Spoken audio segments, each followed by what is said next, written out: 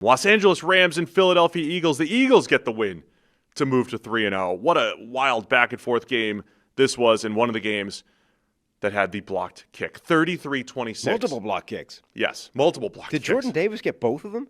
No, Jalen Carter got the first one, the two defensive tackles there. Jordan Davis doing some great things for the Eagles, but the Eagles get the win 33-26. From a game flow perspective, Matthew Stafford intercepted almost immediately by Zach Bond.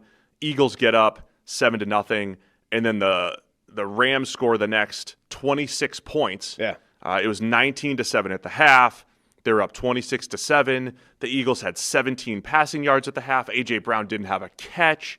And for the few little, criticisms that the Eagles had through 2 weeks, they're playing this slow, run heavy, level of, this offense. Jalen Hurts isn't throwing the ball down the field. He's got the shortest average depth of target through 2 weeks.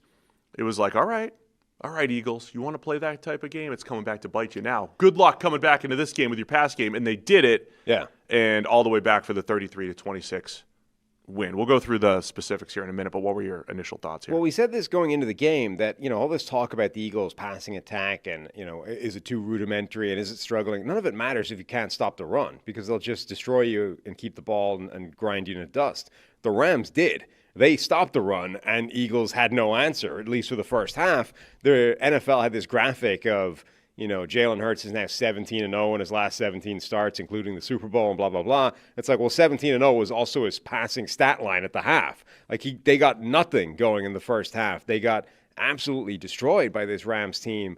And then it did change in the second half. They went a bit more YOLO with the pass game. They just put the ball in the air, and they relied on their playmakers. Like, ultimately, the Eagles still do have some pretty special athletes, some pretty special playmakers. Devontae Smith, got the touchdown late on, but A.J. Brown in particular is the guy that the Rams do not have any body type that can go up against A.J. Brown one-on-one, right? Most teams don't. The guy's huge. He's, it's 6'2", 225, something like that.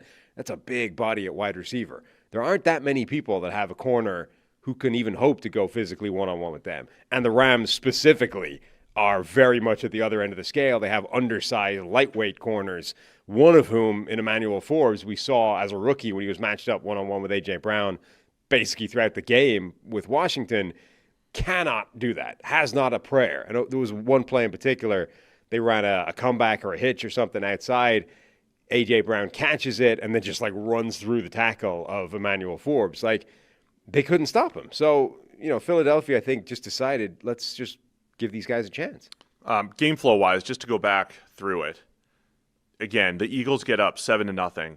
One of the stories for me of the season, I feel like this is like a Wednesday deep dive that's always interesting to me and people don't care about, but yardage being down around the NFL, I think there's reasons for it. It is the lowest yards per game for offenses since 2005. I really think it's partly kickoff, but partly teams are just converting on fourth down or not converting on fourth down near midfield, and there's fewer yards to get. But the Eagles, when you're watching games, Sam, are you noticing how often teams are just going for it? Not on 4th and 1. 4th and 1's almost an auto go from your own 35 to 40 now. It's almost automatic. There's not a lot of 4th and 1 punts. But I'm talking 4th and 2 to 4. You're seeing a lot of those around midfield. So the Eagles convert an early 4th and 2 with Jalen Hurts on the run, and then they score to get up 7-0, and then the Rams just come back. Devontae Adams with a long touchdown. But I think if you're a Rams fan and you look at missed opportunities, Stafford missed a couple throws where they had to settle for field goals in the red zone. That's why it was 19-7. It was 4 straight field goals after that. They did have a blocked field goal in there. Early second half, Jared Verse with a strip sack.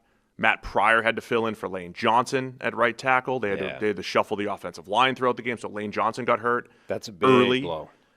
So that's, from an Eagles perspective, almost more impressive. The impact of one player we know is huge, especially on the offensive line. If you have somebody that just locks down the right side, as Lane Johnson does, the fact that the Eagles were able to throw their way back into this game without Lane Johnson was also impressive. And then they just start to sneak back at it. By the way, the Devontae 44-yard touchdown. Remember the Amari Cooper offensive pass interference that was called a couple of years ago? That was just a late arm bar type of move. I think Devontae pulled one of those. And then A.J. Brown for his touchdown kind of pushed off and did the same thing. The refs were letting him go. I think there was 2 offensive pass interference potential calls there on touchdowns.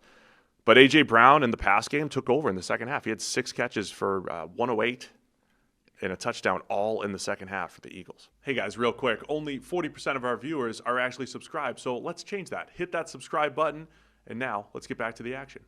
Yeah, absolutely. I mean, it felt like a game. I mentioned this to you yesterday. Like you had that thing at the Titans, when the dudes would just take over, Derrick Henry and A.J. Brown, and the guys that are better athletes than you have would just dominate. That's kind of what happened for the Eagles. Like the first big play, I think, was that heave to Dallas Goedert, who's kind of in the category as well, tends to get forgotten about.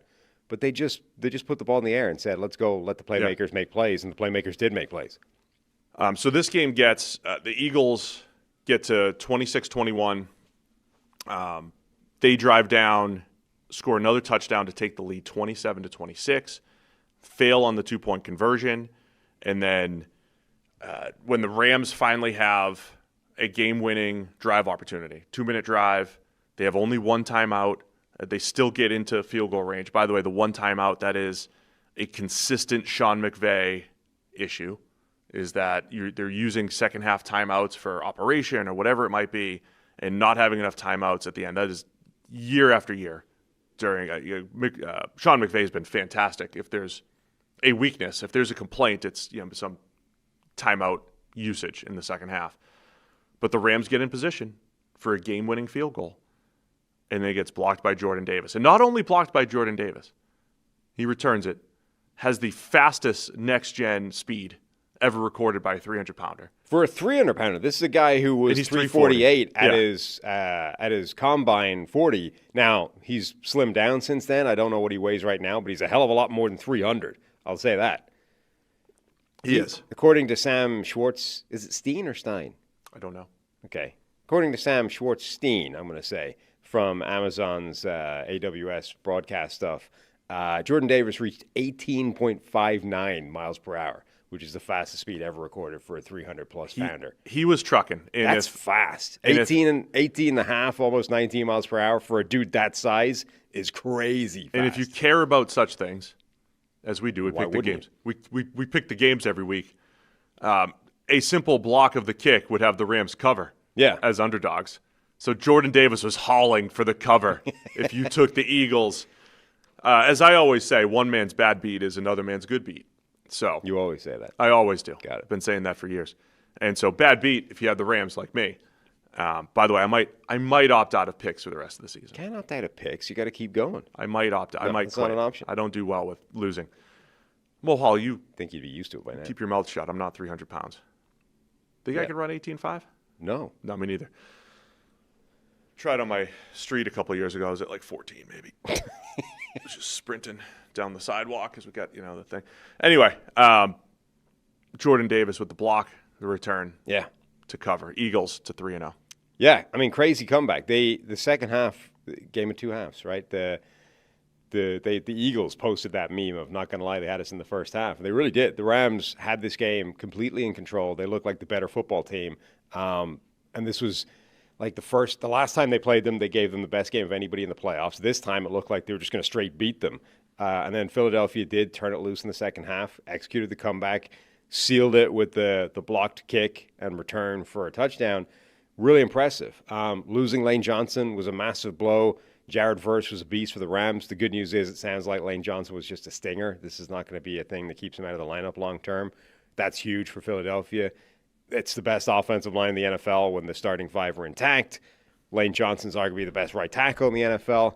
If you listen to, O-line Twitter people, he's comfortably the best right tackle in the NFL. Comfortably. Either way, losing a guy that good is a huge blow to an offense. So if he's only out for this game and back next week, that's huge. From both ends here, though, I mentioned on the instant reaction show last night, I think the Rams showing once again they can hang with the Eagles. It's the 3rd straight loss in 2 years, of course. So there's no real moral victories there other than, hey, the Rams have played the Eagles extremely close. They had the closest game in the playoffs, as you've cited a few times here. And this game's going to have playoff implications. Has a serious chance to have playoff implications. Yeah. And like we were on the way to being like, man, the Rams are like are they the best team in the NFC now? Packers blow it. Rams are up big in Philadelphia. They're up 26-7. From a Rams perspective though, you're going to say, man, that is some serious missed opportunities. And there were some throws in there I think Stafford would want back. He had some open receivers, and there was reasons why they had to settle for field goals. Credit Philadelphia for making those stops, forcing field goals, and keeping it close enough that they could chip back away at it. And then I'll talk about the Eagles in a second here. I mean, there's no moral victories, but I do think that the Rams are not a team the Eagles will want to play in the playoffs. I mean, the last 2 games, they have had a chance to win both of them, and I would say should have won one of them. That, if the Eagles roll the rest of the season, if they look like the best team in the NFL, the Rams might be the team that they fear, quote unquote, the most if they go into the playoffs in the NFC. This is definitely a matchup that they are not eager to repeat, I would say. So that part is very real. Jeff Kerr from CBS had a tweet that the Eagles are the first team since 1978 That's good. to block 2 field goals in the fourth quarter of a game. That's crazy. So 2 blocked field goals. They covered the spread, but it did require 2 blocked field goals in the fourth quarter to happen. 2 blocked field goals to win the game. And from a Philadelphia perspective, again, multiple ways to win. They did not have Saquon Barkley. A lot of times we look at previous matchups. We did this on the preview show. In terms of production. Yeah, in terms they had of him. He was playing. Just didn't do much. They didn't have the big plays from Saquon Barkley. When we looked back at last year's games, long touchdowns. The Rams mostly bottled Barkley up. Yeah.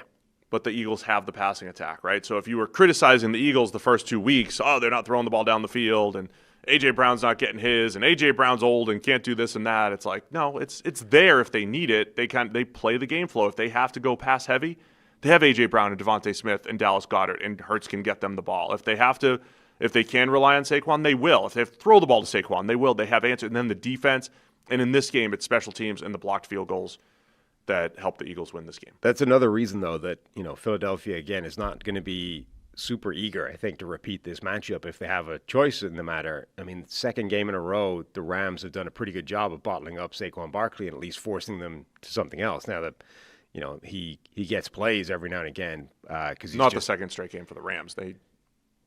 He got 200 last year. Yeah, but it was one of those ones where they 2 big.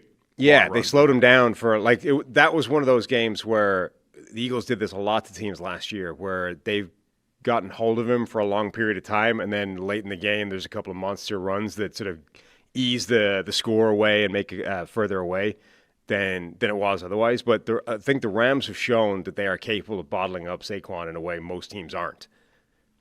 One more thing on Jordan Davis. Everybody's talking about the block kick and the return, which is great.